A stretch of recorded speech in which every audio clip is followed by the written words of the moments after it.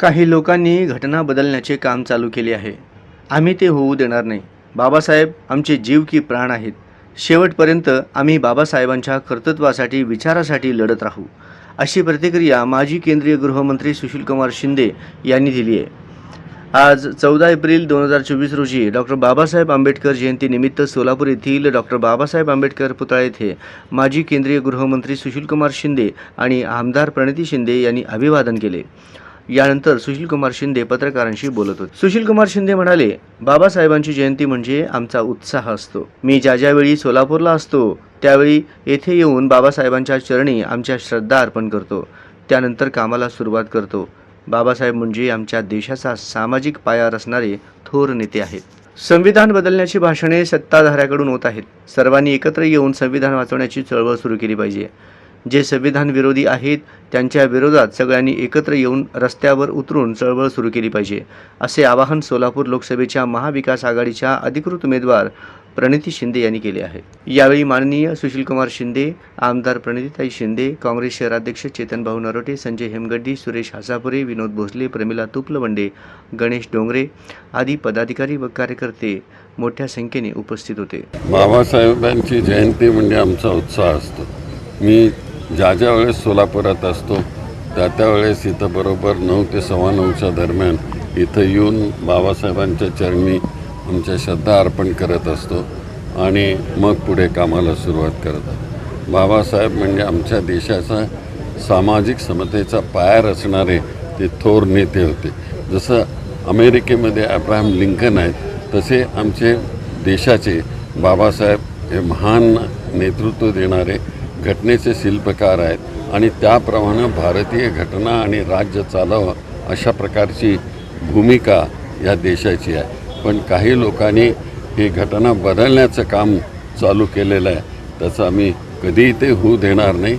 बाबासाहेब म्हणजे आमचा जीव की प्राण आहे. तर ते शेवटपर्यंत आम्ही बाबासाहेबांच्या कर्तृत्वासाठी त्यांच्या विचारासाठी लढत राहू. मला वाटतं आज हे क्रांतिकारी अशा प्रकारचा दिवस आहे आमच्या पक्षाच्या दृष्टीनं. शरदरावजी, विजयसिंग मोहिते पाटील आणि काँग्रेस पक्ष एकत्रित येऊन त्या ठिकाणी सहयोग देतात. ही अतिशय महत्त्वाची घटना आहे. आज 14 एप्रिल 136वी जयंती आपण बाबासाहेबांची साजरी करत आहोत. त्याबद्दल प्रथमतः आपल्या सगळ्यांना मानाचा जय भीम आणि शुभेच्छा देते. पण मला असं वाटतं ही चळवळ जी आहे ती आता संविधान वाचवण्याची चळवळ आहे जी सुरू झाली आहे. कारण का संविधान बदलण्याचे काही भाषणं आज जे सत्ताधारी आहेत त्यांच्याकडून होत आहेत आणि जर ही वेळ आपल्या देशावर आली तर आपण सगळ्यांनी एकत्र होऊन संविधान वाचवण्याची चळवळ सुरू केली पाहिजे. जो संघर्ष आहे मला असं वाटतं ही खरी परीक्षा आहे. आपण 14 एप्रिल 6 डिसेंबरला असतोच नेहमी, आपण अभिवादन करतो, पण ही खरी परीक्षा आहे आणि ही खरी ती वेळ आहे आणि बाबासाहेब आत्ता आपली परीक्षा घेत आहेत आणि कितपत आपण रस्त्यावर उतरून सगळे एकत्रित होऊन जे संविधान विरोधी आहेत त्यांच्या विरोधात होऊन आपण संविधान आणि लोकशाही वाचवण्याची वेळ आली. तुम्ही आमच्या 5 गॅरंटीज महिलांबाबतीत असतील की शेतकऱ्यांबाबतीत असतील, युवकांबाबतीत असतील, कामगारांबाबतीत असतील, अतिशय चांगल्या आहेत आणि नवीन आहे. महिलांना आम्ही 1 लाख रुपये, शेतकऱ्यांना MSPचा विषय असेल, GST रद्द करण्याचा विषय असेल, अनेक असे विषय आम्ही आमच्या मॅनिफेस्टोत आम्ही तळागाळात पोचवत आहोत. आणि एकंदरीत आज तुम्ही बघता की शेतकऱ्यांचा विषय सोलापुरात इतका तीव्र झाला आहे आणि सर्वात त्रस्त घटक जर ह्या BJPच्या सरकारमध्ये कोणी असेल तर तो आपला अन्नदाता शेतकरी आहे.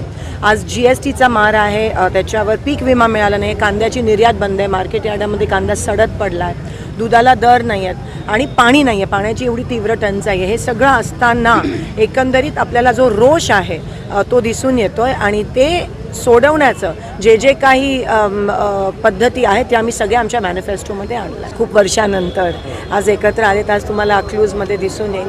मला असं वाटतं लोकांनी आता ठरवलं आहे, म्हणजे त्यांचे खासदार आमदार होते BJP तरी ते आता राष्ट्रवादी शरद पवार साहेबांचा गट, शिवसेना उद्धव बाळासाहेब ठाकरे गट आणि काँग्रेस आम्ही सगळे आडम मास्टरजी आप असेल सगळे एकत्रित लोकशाही वाचवण्यासाठी आलो आहे.